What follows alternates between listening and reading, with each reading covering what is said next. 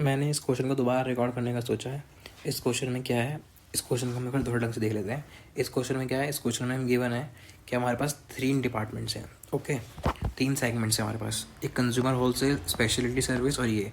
और उसके लिए हमने क्या करा है, उसके लिए हमने 3 तरह की, मान लो हमारे पास वो है, जैसे कि हमारे पास पहले इनमें क्वेश्चनों में था कि हमारे पास जो मल्टीपल्स हैं वो हम इसका इस्तेमाल कर रहे थे। यहाँ पे हम इन मल्टीपल्स का इस्तेमाल करने वाले, सेगमेंट सेल्स का, सेगमेंट एसेट का और इनकम का।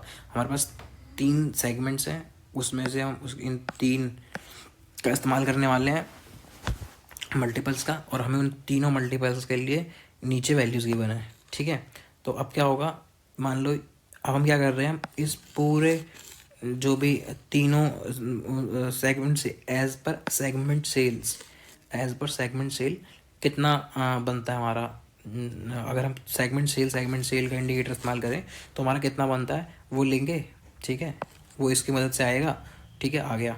फिर हम देखेंगे सेगमेंट एसेट की मदद से हमारा कितनी वैल्यू बनती है, और फिर हम देखेंगे सेगमेंट इनकम के उससे हमारी कितनी वैल्यू बनती है इनका इस्तेमाल करके।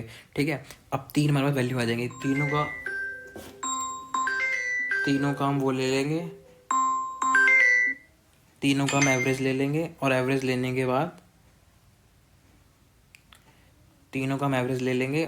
लेने के बाद वो हमारा आंसर होगा। That's all, thank you. और हमने इसमें ऐसे लिया है क्योंकि आईसीएन ने ऐसे लिया है, वरना हम चाहते तो हम इसको ऐसे ले सकते थे कि एक कंज्यूमर होलसेल का तीनों सेगमेंट में मिलाकर क्या एवरेज आ रहा है, उसमें क्या एवरेज आ रहा है, तो आंसर सेम आएगा। पर हमें ऐसे लेना है कि एक सेगमेंट का एक इंडिकेटर से क्या वैल्यू हो रही है, दूसरे इंडिकेटर की वैल्यू हो रही है, तीसरे इंडिकेटर से वैल्यू हो रही है, तीनों का average. That's all, thank you.